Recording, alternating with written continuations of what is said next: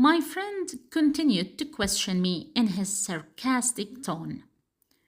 Why do you say that God is one? Why shouldn't there be many gods sharing the work among themselves?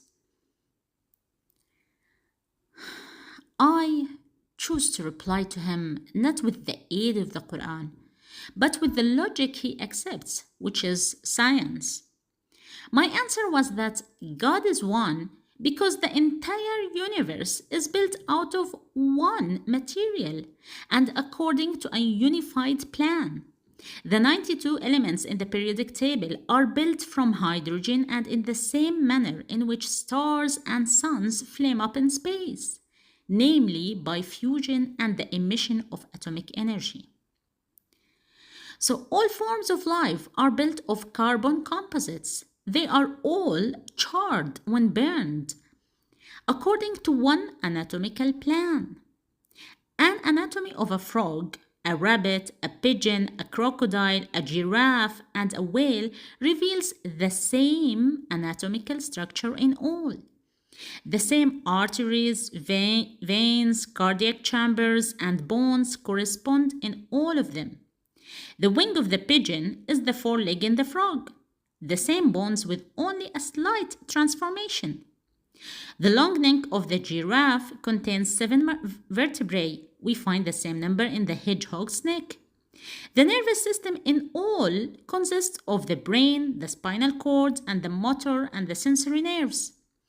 Their digestive apparatus contains the stomach, the duodenum, and the small and large intestines.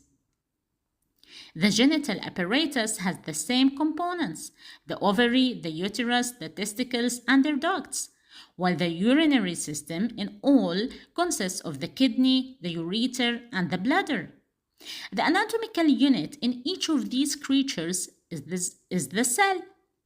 Whether we are dealing with plants, animals, or humans, we meet with the same features. They all breathe, breed, die, and are born in the same way. So, what is so strange then in asserting that the Creator is one? Does he suffer from a deficiency to need completion? It is the imperfect only who multiply. It is the imperfect only who multiply. If there were more than one God, they would fall among themselves, each taking his own creation to his side, and the world would be ruined. To God is sublimity and compelling, attributes which brook no associates. My friend mocked the concept of divinity, rububiyyah, that we entertain. He wondered at that God who interfered in everything, big or small, mastering all creatures and intimating to the bees to abide in mountains. No leaf falls but he knows of it, and no fruit grows out of its bud but he takes count of it. No female conceives and gives birth without his knowledge.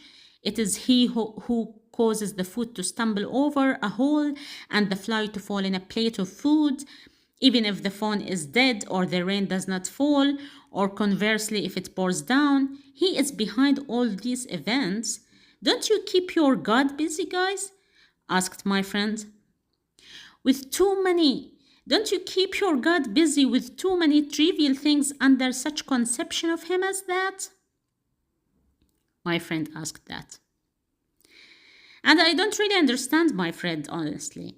Would God, in his opinion, be more of a divinity if he relieved himself of all responsibility? If he relieved himself of all responsibility and turning his back to the world he created, left it unattended to destroy itself in conflicts? Is the true divinity in his estimation that idle?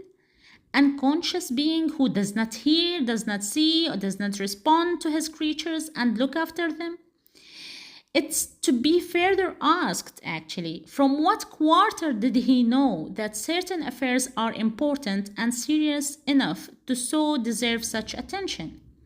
For example, the fly, which appeared to the inquirer so insignificant that it does not matter whether it falls in a plate of food or not.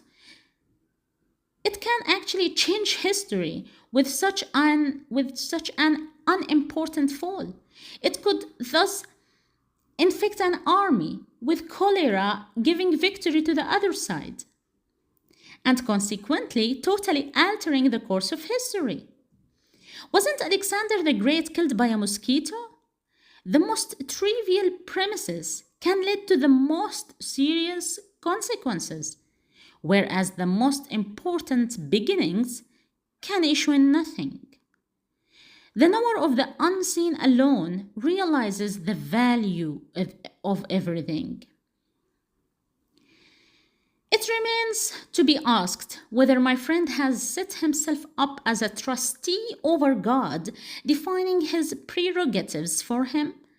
Our Lord is most holy and high above such a naive conception.